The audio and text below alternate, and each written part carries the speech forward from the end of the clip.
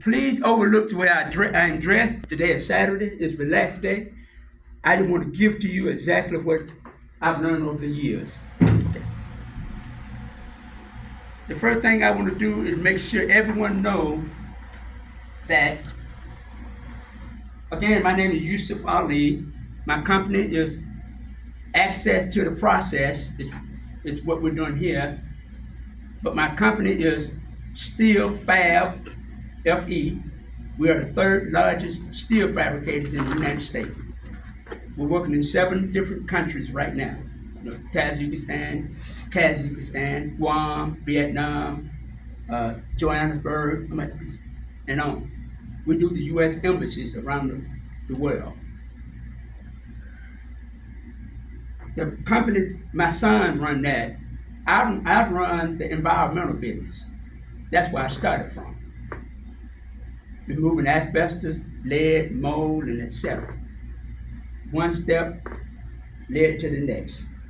And voila, 1,100, that's 1,100 employees later. That's what we do. That's how many miles we feed right now.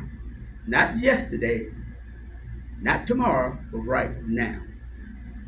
Our largest plant is in Mexico, Tecate, Mexico. We have about 380 employees there.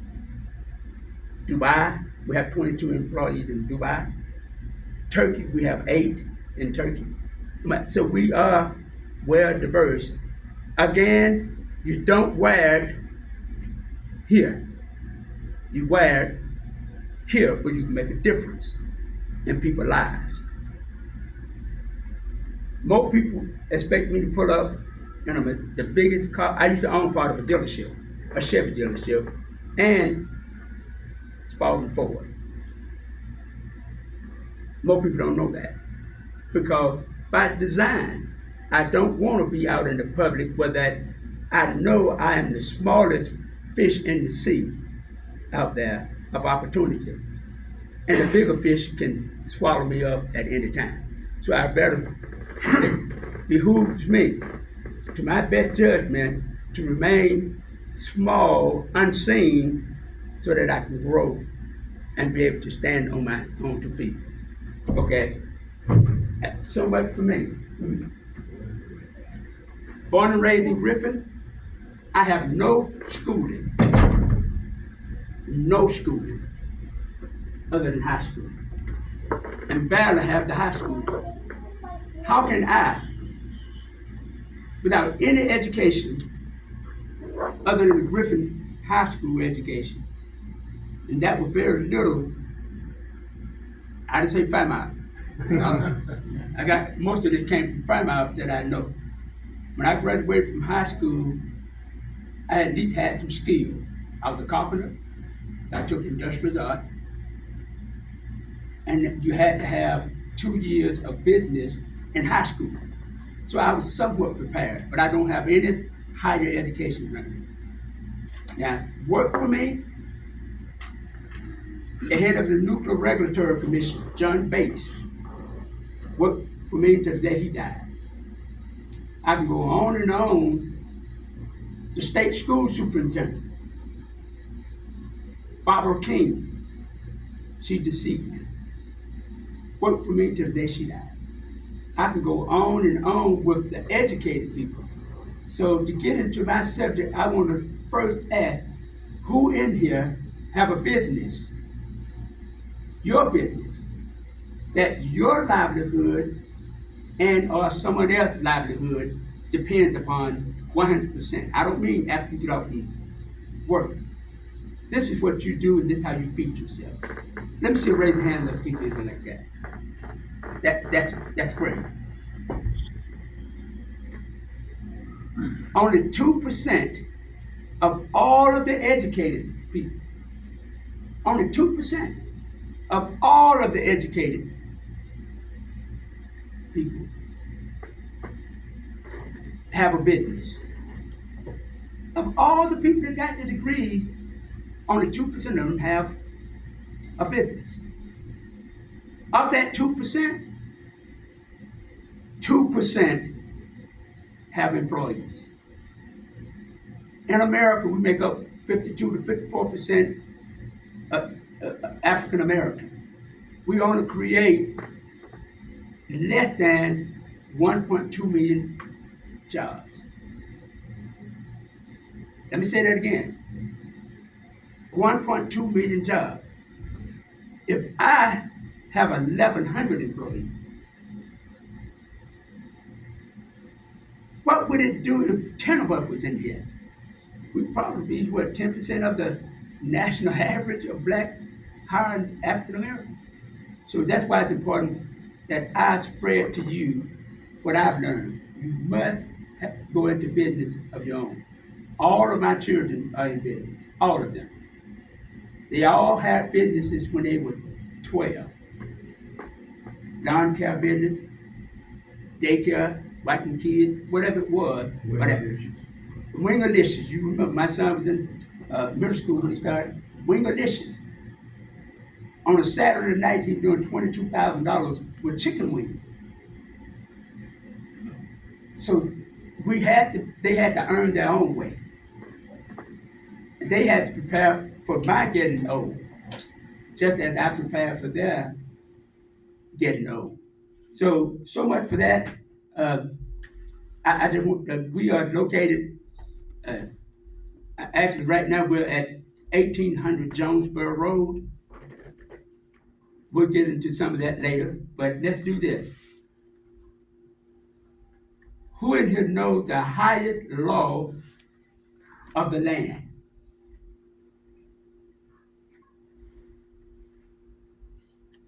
I did something wrong, guys.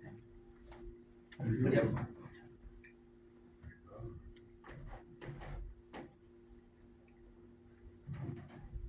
Well, I better not move again. Who in here knows the highest law of the land? Well, let me say this. I gave a handout with websites. I believe seeing is believing. If you can see it, it's easier to believe. Many of us don't believe in the next life because we can't see it. So that we do a lot of foolish things because we can't see it. But many of us know there is the afterlife. But that's for another story. What I want you to do, I printed this out last night so that you all can go home and know exactly what we're covering today. The highest law of the land is the Constitution.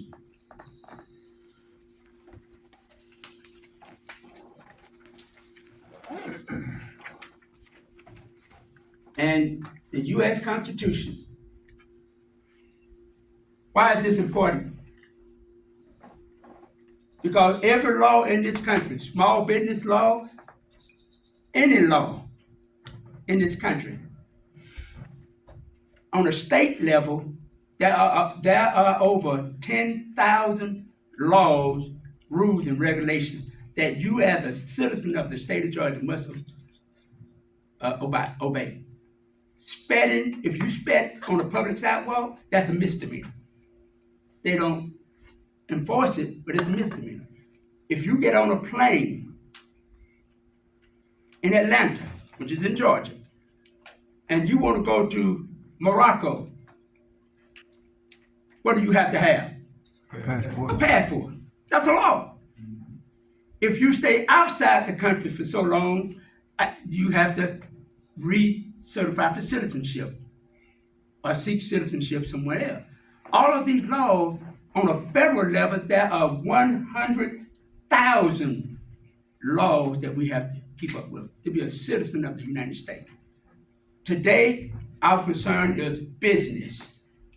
What are the laws that give us the opportunity to equity and fairness? What laws are on the books? Well, the Constitution of the United States is the highest law.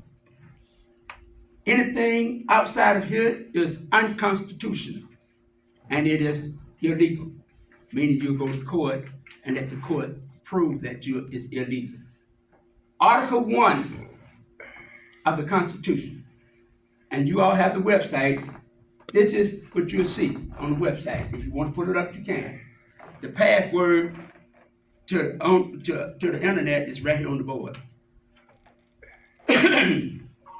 But you have it there with you. You can go home and pull up the Constitution if you would like. Article 1, Section 8. That's what this is the Constitution. I didn't make this up, guys. And this is the supreme law of the land. The Congress shall have the power. Who shall have the power? Congress. Congress. Not the governor. Not Shahir. Definitely not Kareem. Congress have the power to lay and collect taxes, duties, imposts, and excise, to pay the debt and provide for a common defense and general welfare of the United States. But all duties imposed, listen, all of the duties imposed and excise shall be what? Uniform. I wish I could make that bigger. It shall be uniform. This is the Constitution, meaning whatever they do in the state of Georgia, it cannot conflict with this here. Alabama can't conflict with this here. No state can conflict with this here. The Constitution said everyone must comply with the Constitution uniformly. And what that means is that also Congress, now this is the Constitution, Congress have the power to regulate commerce, business, right? Yes. With the foreign nation and among the several states. Only Congress have the power. You can't do business with Japan. Congress has sanctioned Japan. So I don't care who you are, what state you're in. If Congress said you cannot do it, the Constitution gives them the right to say that. And you can't do it. It's illegal. Take a card and go to jail if you want to. So who have the power to regulate commerce? Yes, sir. So, I don't know if you know about it, TikTok shop. Right. Mm-hmm. Now, is it Congress that's trying to ban that? That's Congress. Okay. And when they say no, you won't have TikToks on your phone. Right. Congress have that power to regulate commerce, how we do business with any foreign nation or local states. That's the first precedent that I want to set. The highest power comes from where? Constitution. So what laws that are created by the powers of the Constitution? Congress is one of the powers, and Congress have the power to do what? Regulate business. Now, you hear this all the time. I go down to the city of Griffin and say, listen, there's a federal requirement that you meet, that you must meet. And the answer that they give me is that, oh, this is local money. The Griffins print their own money. All money is federal. I don't care where it comes from. So what gives the Constitution the power over all these local laws is known as the Supremacy Clause in the Constitution. That is Article 6. So Article 1, Section 8 gives Congress the power to regulate commerce. Article 6 of the Constitution, Article 6, I didn't make this up, guys. Remember, I didn't go to school. I couldn't make it up if I tried. I get it wrong. This is the Congress, the Constitution. And it reads, this Constitution and the laws of the United States which shall be made pursuant to. thereof, and all of the treaties made, which shall be made under the authority of the United States, shall be the supreme law of the land. Yes. Okay, but what about all the courts? Yeah. Let's go further. And the judges in every state shall be bound thereby. So the judges make a ruling here, it cannot contradict the Constitution. This is law, guys. Now we're going to get into the business aspect of it, how they're breaking the laws, and how over 42 years I've just matriculated through the system and learned how to use it to do $312 million a year. If I can do it without an education, y'all come back now. You hear me? Yes, sir. It says that any judges in every state shall be bound thereby, and things in the Constitution and laws of any state to the contrary. Anything that contrary, any law in any state that is contrary is not withstanding. That's what it says for that.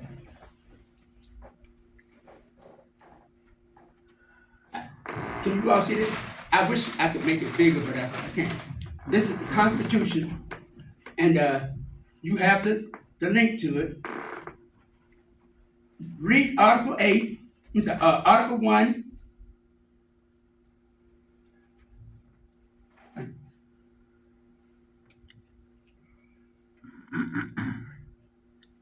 Just read Article 1, Section 8.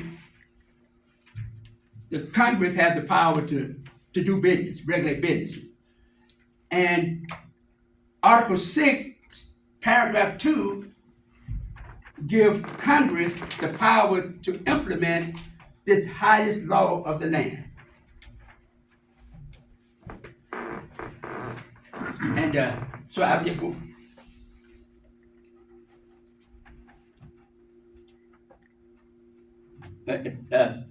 Is everybody with me thus far? Yes, sir. We with you. I want to make sure you understand that I don't care what law you have in what state. I'm giving you information to negotiate, to talk to them. And I show you the strategy that I use to help me. Okay, now we're done with the highest law of the land. Congress said, okay, this is the law. How does the Army utilize this law or conform with this law? How do the General Service Administration? How does the Health and Human Services? We got all of these different agencies that have to comply. The Army said, listen, in the case of a war, we're going to do this. So Congress said, okay, if you're going to do that, then we need to have a code of law that you go by. Why is that important? We know the highest law of the land. Now Congress said, okay, that's the highest law of the land. Let's create a law for small business. The second item on your list, you'll see the website for the Small Business Administration, I think it is. A direct link to the Small Business Act. This is Congress. Now, Richard Nixon created the Small Business Act. They had plans, but they created this. And listen, here's what it said. Well, number one, it was created in 1953. It was amended in 1958, but really it was done in 1953. But it said,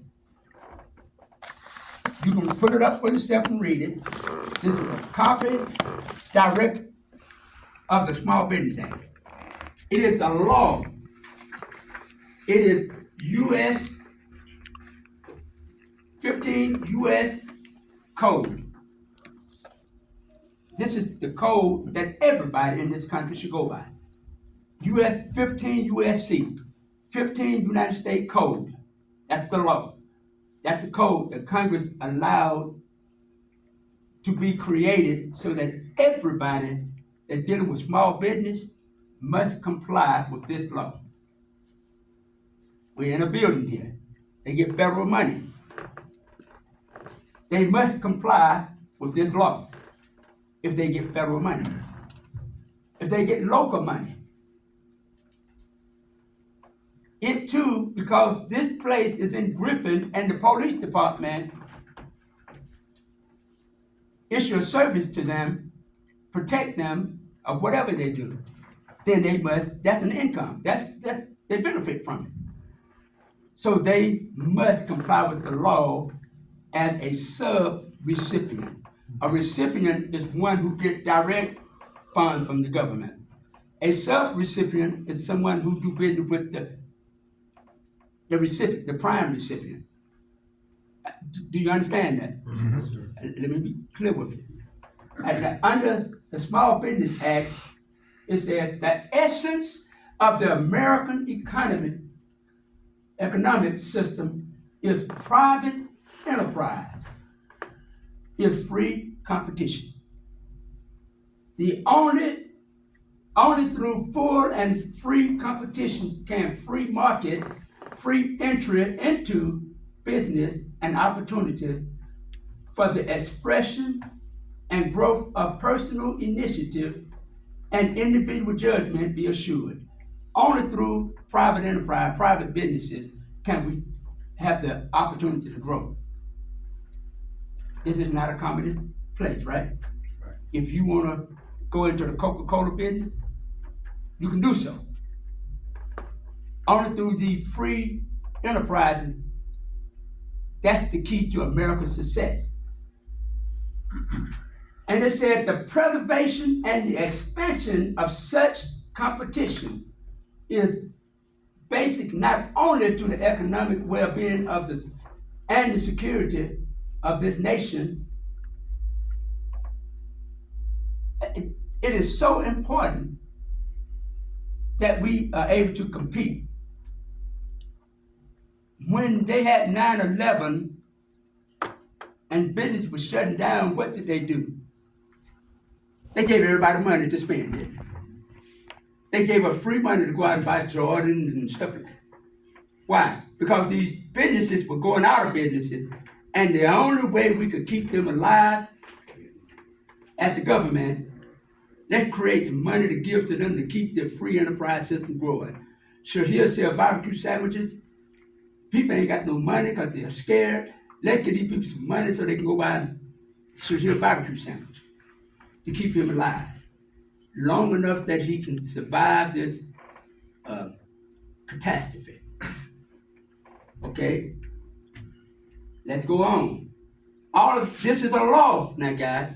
This is the Small Business Act. You have a copy of it.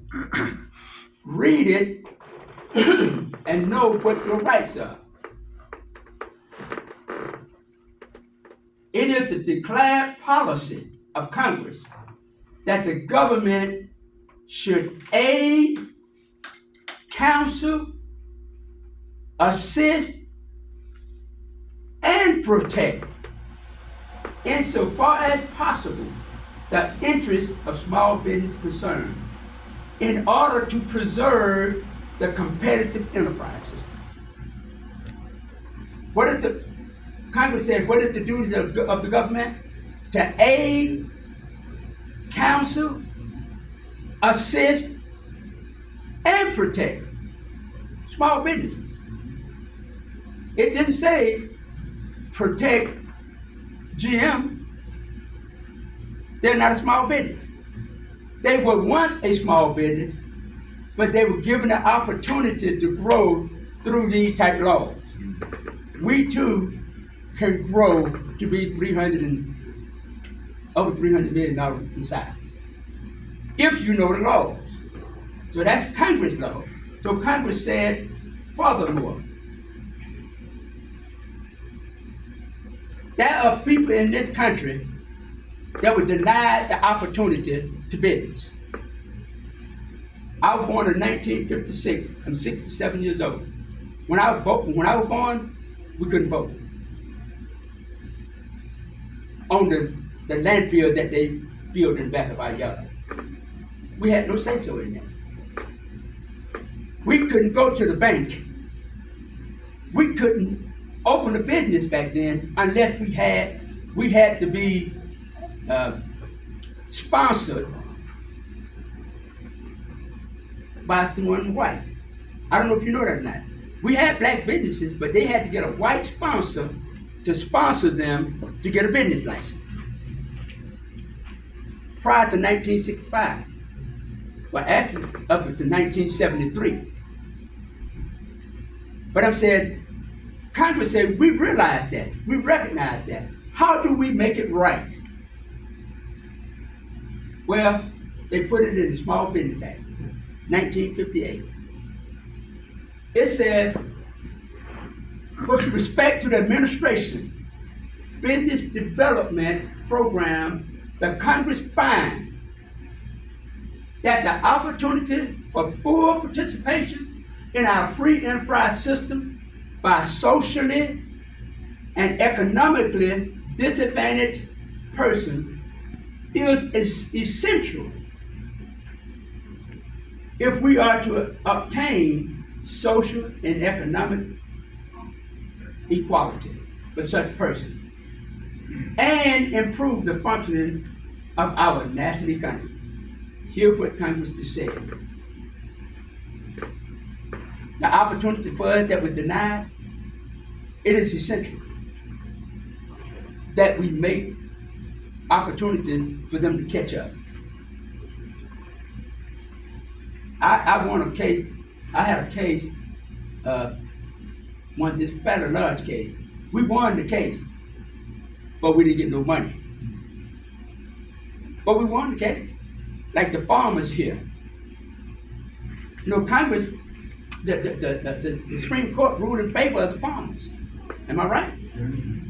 But Congress wouldn't give them any money. Congress has that power. They wouldn't appropriate any money. Well, the reason why I'm saying is that these are the laws.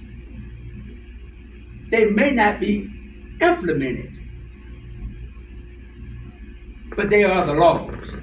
So our job is to find out how do we get people that are in position to do business with us, to give us the opportunity. It's legal. And it said, B, that many such persons are socially disadvantaged because of their identification as members of certain groups that have suffered the effect of discriminatory practices or similar invidious circumstance over which they had no control. But you can't get any plainer than that. The Palestinians, can they control what's going on? They can't. No. The United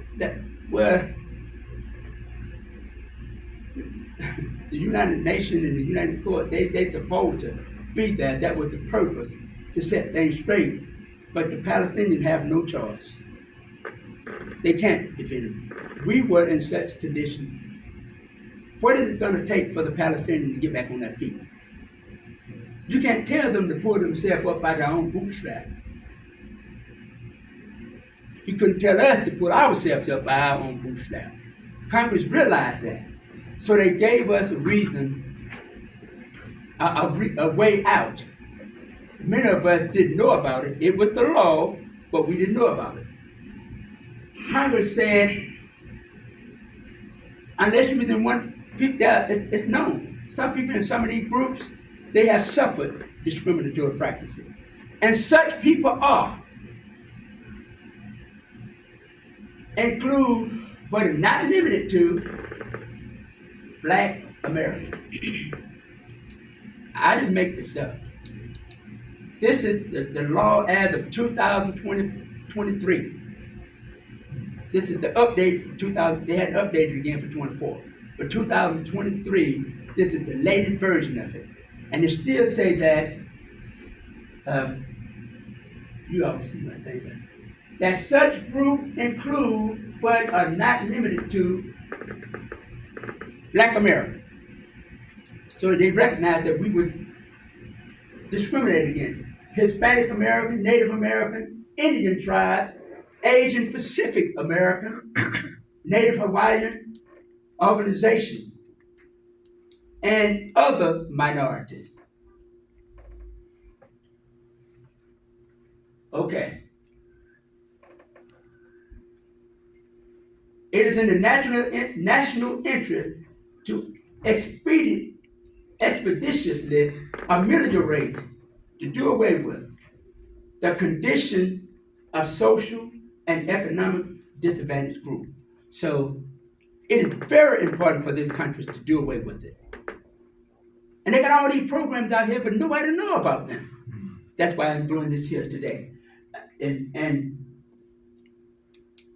that such condition can be improved by providing the maximum, not minimum, the maximum practicable opportunity for the development of small business concern owned by socially and economically disadvantaged groups.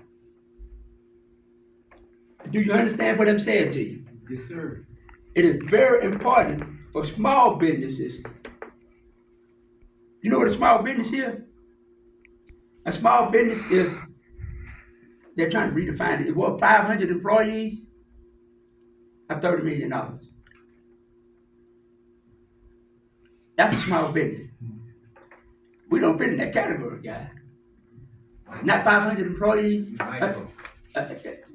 That's why they said small businesses that are owned by socially and economically disadvantaged groups, which means they realize we're not there yet. But they're giving us the opportunity to grow. How they are going to do that, we'll get into the next slide. But also, just for political correctness. All right. With respect to the activities authorized by the Congress, they find that women-owned businesses fall into that same category. So they recognize that women weren't able to vote either. Women were not able to go into business either, just like we were.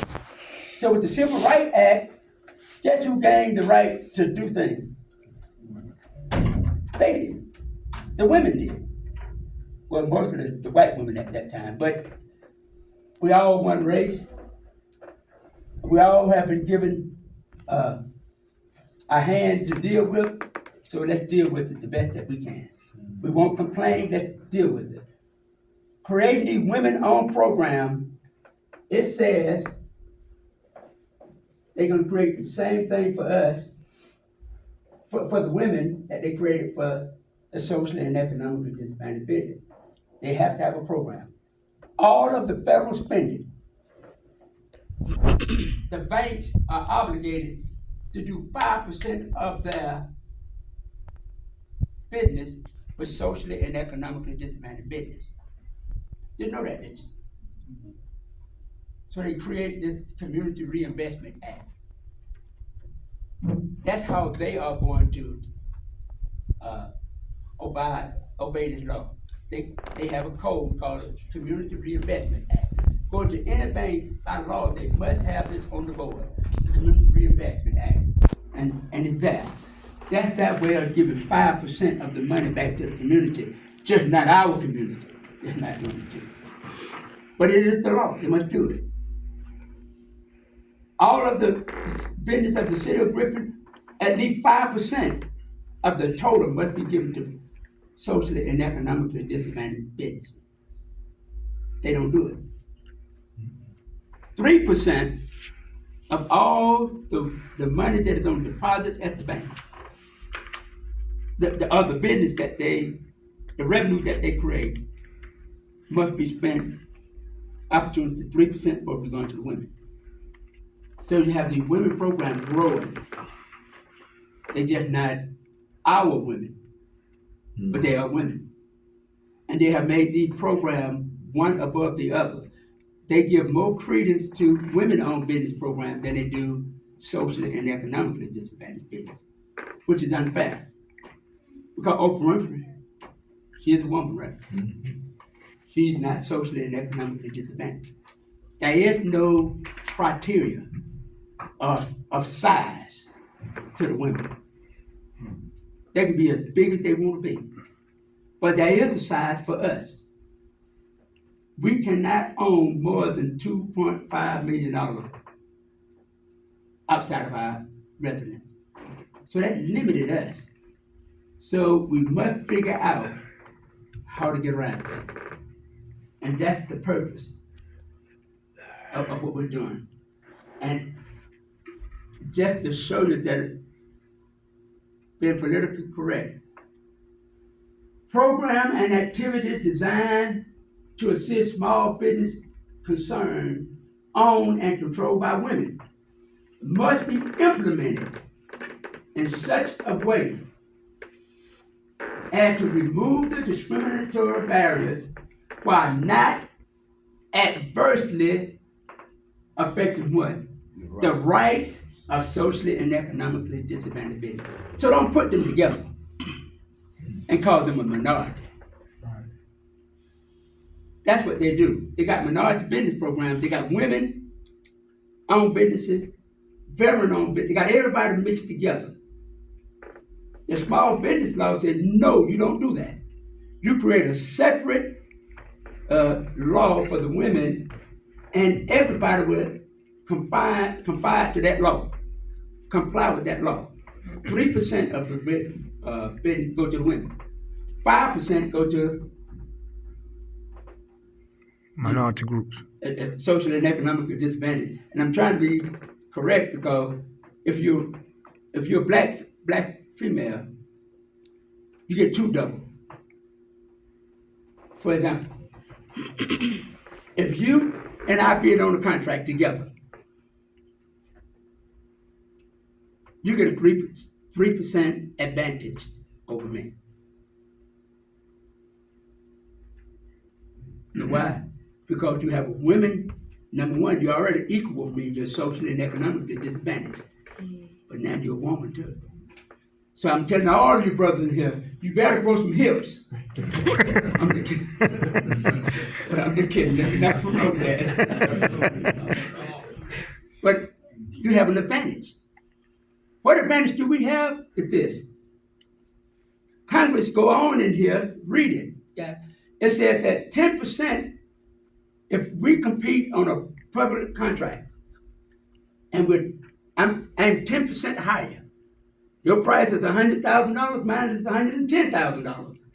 Guess who gets the contract? The socially and economically disadvantaged company gets the contract. That's an advantage. But you know, when she bid on it too, she get 13% advantage. She got the 10% for being socially and economically disadvantaged and 3% for being a woman. So we all bid on this job. The lowest price, the lowest proposal is $100,000. My proposal is $110,000. They give it to me until she show up, and hers is $113,000. She still get it. That's leveling the playing field. Is anyone in here in the insurance business? We tried to start an insurance company once. It take $500 million to start a surety company. Can you go into that business? Mm-hmm. Oprah wouldn't do it. Why would she put up $500 million and not $1 coming in? So it's better for her to go out and buy a company that already exists.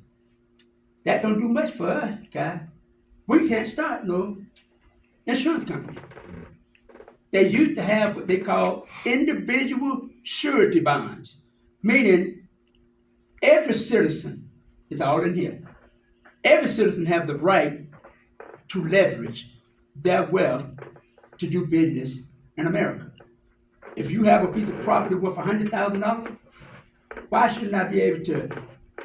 I can't start an insurance company, but I got a $100,000 piece of property. Why can't I use that as collateral? That's an individual surety bond. All of that is in here. Again, let me apologize. This is a 2-day course.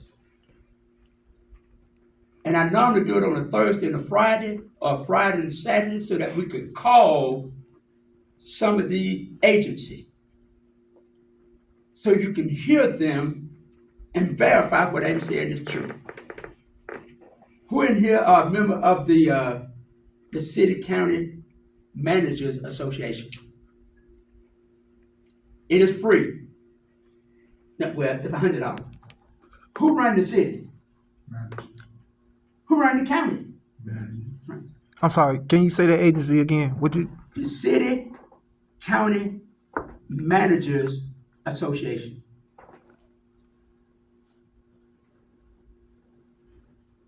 These are things that I stumbled across and I signed up. So I got to know who run the cities. When I show up in that meetings, they have training. If you are an elected official in any state, but in Georgia, if you are an elected official, you run for office, you get elected. You have 1 year to go get your training at the Carl Vinson Institute on municipal governance. That's the law. You have to get trained by the Carl Vinson Institute, or your name will be submitted to the governor to remove you as an elected official. So you have to go get the training. But guess who's sitting up in those classes? Yusuf Ali sitting up in the class. I'm not an elected official. It is open to everyone to go. And it costs like, I think, $150 a year. But I'm a member. You know why? Because I get the same training that they get. So when I ask the question, why can't we do socially and economically disadvantaged business? As well, it's legal, but we encourage, these are the attorneys giving the class, we encourage all of the municipalities, cities, counties, not to do it. You know why? Because in the United States, I can sue you for whatever reason I want to, true or false, good or bad. I can go down and swear a warrant on each one of you right now. And guess what the sheriff's gonna do? He's gonna serve that warrant. Now we go to court, you may be exonerated, but I have the right to do that right now. If you are an elected official, you have a city attorney. Your city attorney represents you on the city behalf. But if I sue you and the city, they don't cover you as an elected official. They'll cover you as an elected official, but I sue you and the county and the individual. Well, you on your own. You have to spend your money to defend yourself. So they recommend don't do these small business because these white folks, let me back up. Some people are going to sue you for discriminatory practice. And you don't have the money as an elected official to defend yourself. So that's why when I go down to the city and say, don't you have this set-aside program? Then, yeah, we don't do that. This is coming from us. Because they realize if they do it, the chances are they're going to get sued. You're making the sense, guys? We have to come together.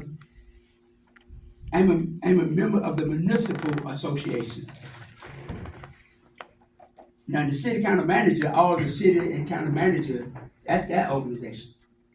You have a municipal association, which every elected official are members of. the municipal association. Guys, guess what? It's open to the public. And they go right down here to down by the fairground, where that Georgia Fair, Going around. it's close to that area. But anyway, they have their meeting down there, and they have them in Savannah. But anyway, it's open to the public. You can join for for $100 or $50 or whatever it is, and get the same identical training that they get. So I'm down there with the commissioners. I'm down there with the city mayor, because I'm a member of the mayor association too. They run the business. Here's the secret, guys. Why am I a member? Because if they know me, and if I can convince them of the law, they may be a little more lenient to help me. Do you know, if I was an elected official, we're going to the next slide, I'm going to. We went over the U.S. Constitution, right? Congress have the power, right? Right. Now Congress has also the power to make sure everything is uniform.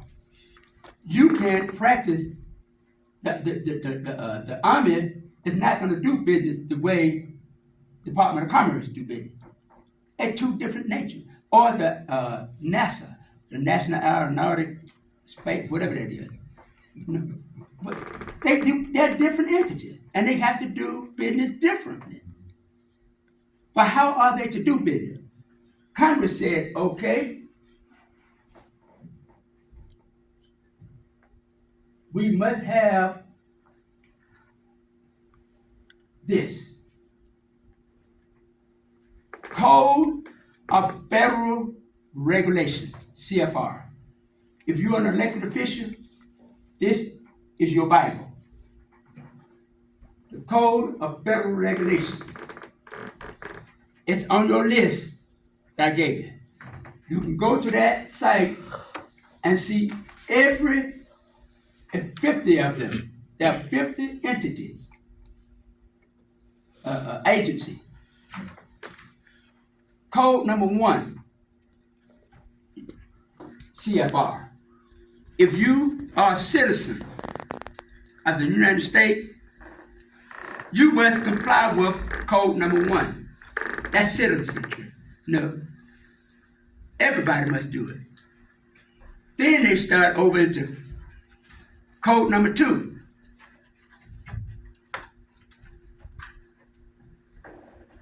See, the purpose of the CFR is to present the official and complete text of agency regulation in one organized publication. That's all it is.